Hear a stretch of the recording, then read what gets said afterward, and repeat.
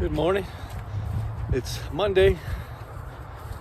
It's January 29th, 2024. Over here by the pals, over here by the off John B. Dennis. I do some bird watching down in these hills over here.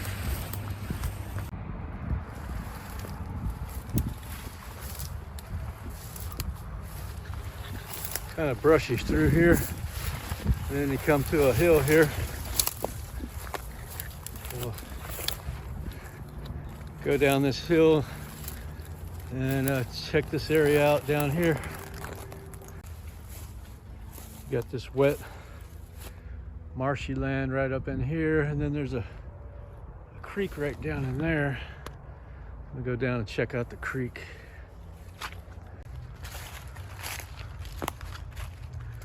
Just a little creek or stream, whatever you call it here. And then you got a steep hill on this side.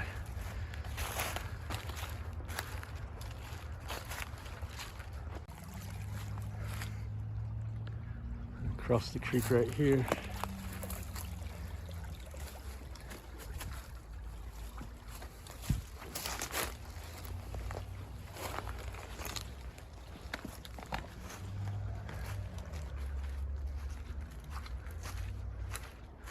Some pink ribbon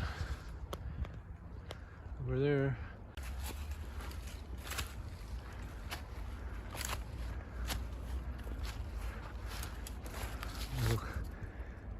Clearing over here. More swampy marshland.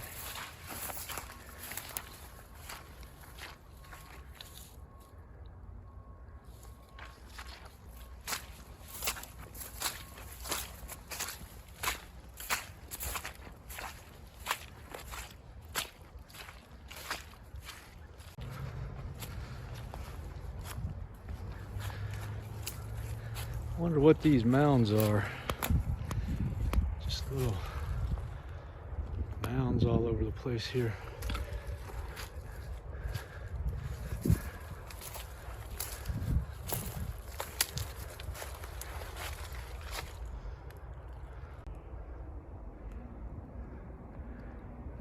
a real swampy area down there.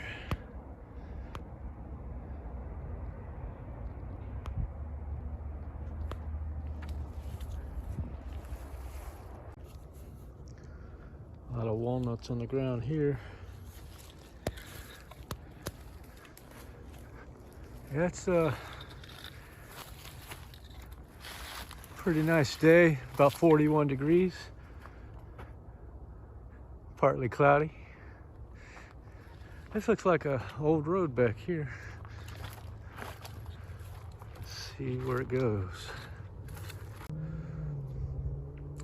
But first, I want to go up there and just look what's over this hill here.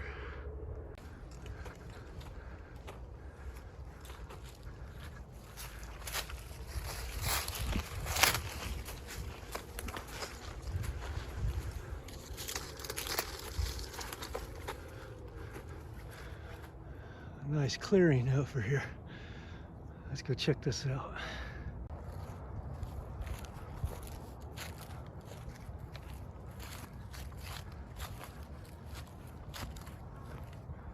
Saw a few little birds in this bush here.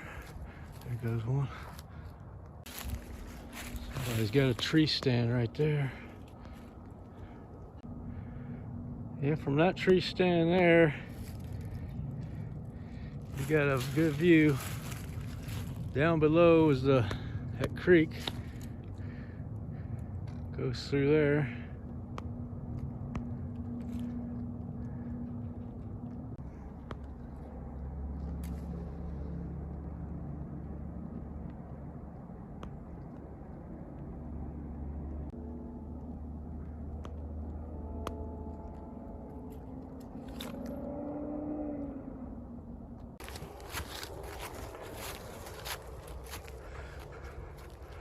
See where this goes up on this hill here.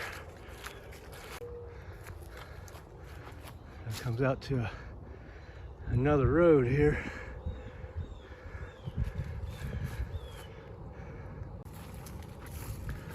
Go off to the left here for a little bit, see what's up this way. Over there's some kind of structure, probably another deer stand of some sort.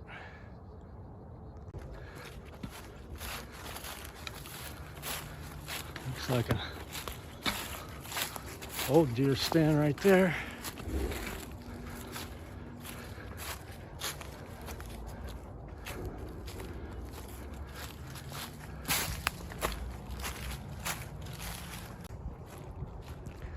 I guess people do a lot of hunting up in this area because there's another deer stand. And then that other one is right up here.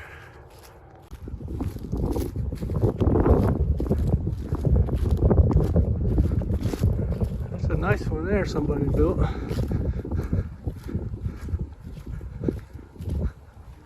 Got a view of this whole area up in here. And down in there.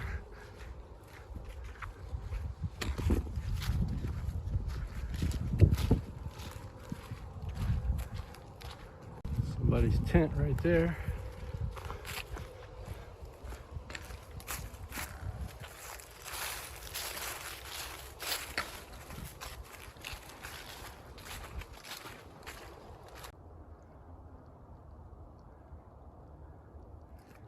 And it's very quiet. Like the wildlife knows that people hunt up in this area, so they kind of stay away, I guess. I haven't really seen many birds at all, although it is not a good hour. It's about 11:30 to noon right now, so not going to be a lot of bird activity at that hour anyway, but it's very quiet. Go some deer tracks.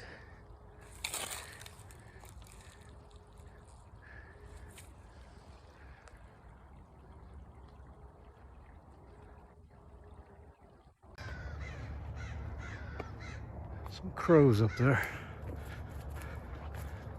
Yeah. That roof over there goes some more crows. What y'all calling about?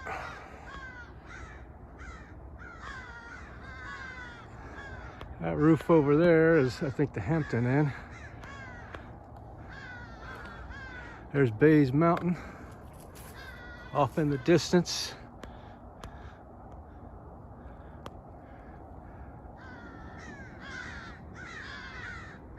I think one of those crows want their picture taken is what they're talking about.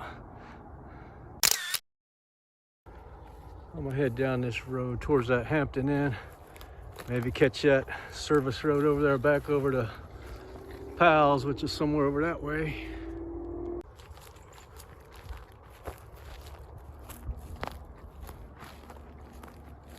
And I finally hear some birds chirping over from this direction.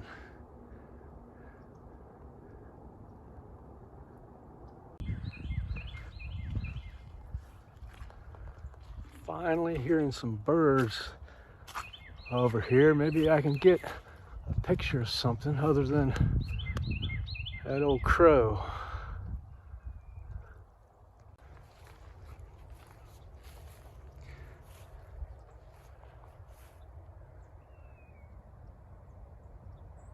I heard you, birdie. What happened? Cat get your tongue?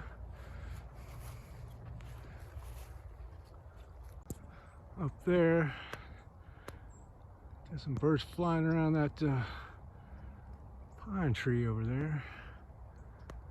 Got a picture of one. I'm guessing it's a goldfinch.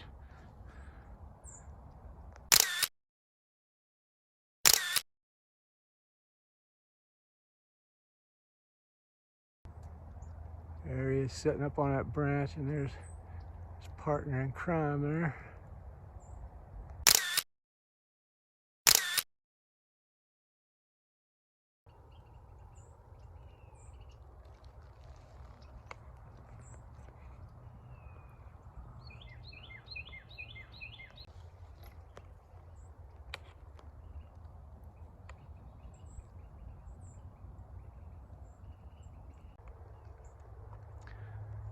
those little birds keep flitting about around the top of that tree over there. I think it's some type of evergreen pine tree or something. It must be getting something off those things. We got a big old cardinal just flew in on the scene right there.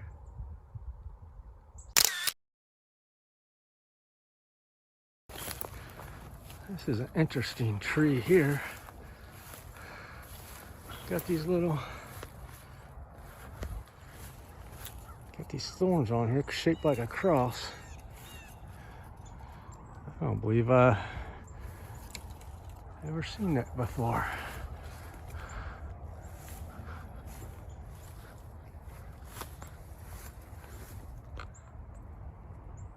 It's a thorny old tree for sure. I don't know what it is. If anybody knows, let me know.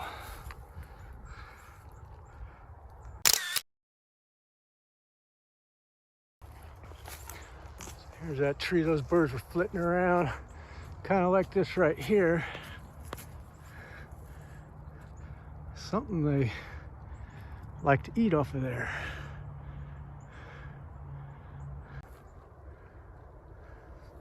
Some deer tracks here. Take this road here, come out over near that hotel somewhere. Up there is another stand, tree stand or hunting stand. There's a lot of hunting back here. Probably why I'm not seeing a whole lot of nature activity, possibly. A little pond here. Probably the deer come up here to get a drink. A little soggy here.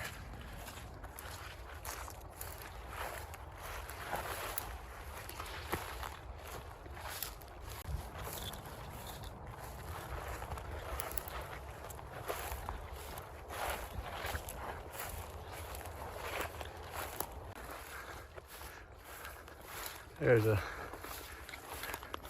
deer cam on that tree right there.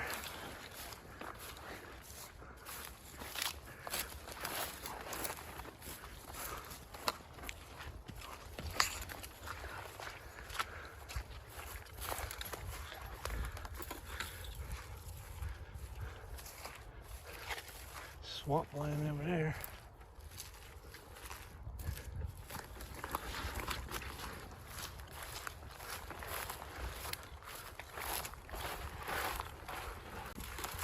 Now we're getting ready to come out into civilization over here. Over here by the Hampton Inn. We've got a gate here.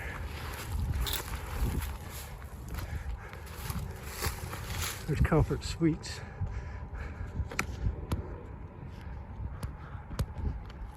There's Hardee's. Over there's the Marriott. This is actually the Quality Inn, not Hampton Inn.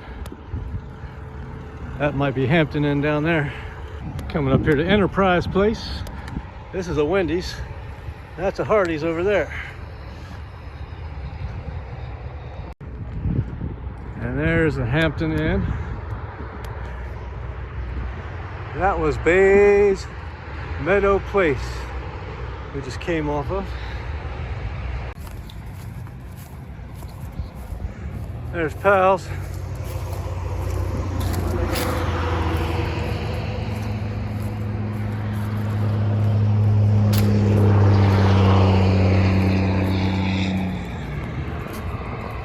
All right, so we're going to end it right here. Thanks for hiking along with me today. I'll catch you on the next one. Roger, over and out.